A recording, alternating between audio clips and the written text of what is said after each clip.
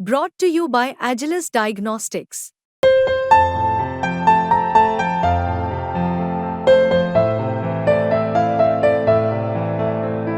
Agilus Diagnostics. Agniveer के लिए सारे रास्ते खुले।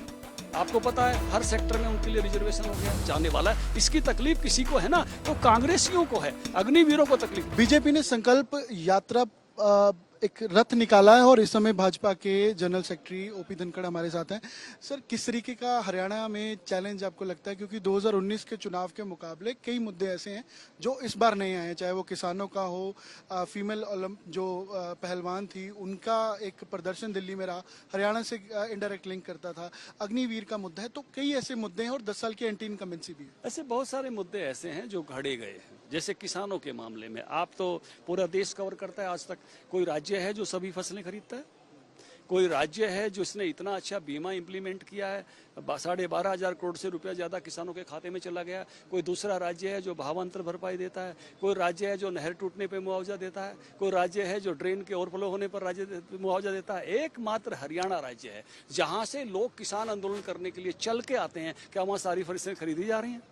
क्या ड्रेन टूटने का मुआवजा है, नहर टूटने का मुआवजा है? कुछ भी नहीं है जी।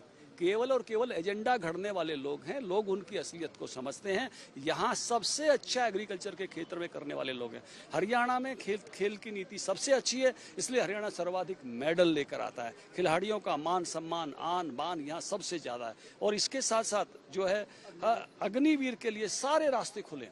आपको पता है हर सेक्टर में उनके लिए रिजर्वेशन हो गया है। जो फोर्सेज में बेल्ट की नौकरी करना चाहते हैं, पुलिस में जाएंगे, बीएसएफ में जाएंगे, सीआरपीएफ में जाएंगे, सीआईएसएफ में जाएंगे, आईटीबीपी में जाएंगे। और जो सिविल में नौकरी करना चाहते हैं, जिनको लगता है मैं सिविल के लिए ज्यादा अच्छा हूं, वो यहाँ सिविल सेक्रेटरीट में बैठेंगे, जिलों में बैठेंगे, परिवार के नजदीक रहेंगे।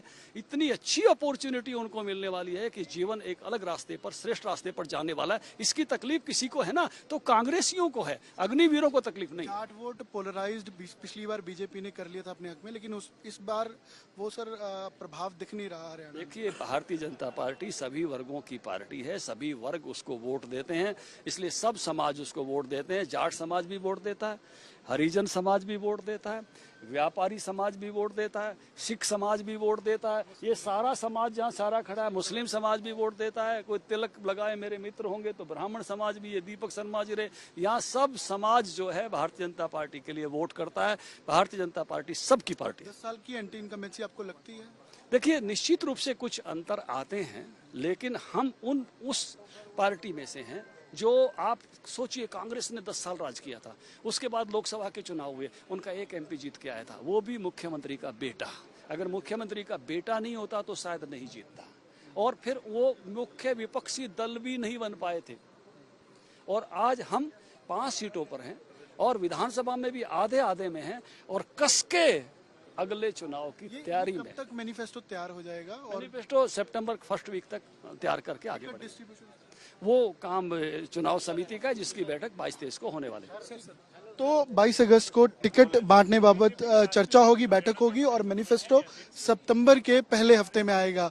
10 साल की एंटी इनकम्बेंसी है, उसको भाजपा मानकर चल रही है। साथ ही जो मुद्दे भाजपा का मानना है वो तैयार किए गए हैं, लेकिन कोई ऐसा मुद्दा नहीं है जो बीजेपी ने हल नहीं किया और आगे जो रह जाएगा।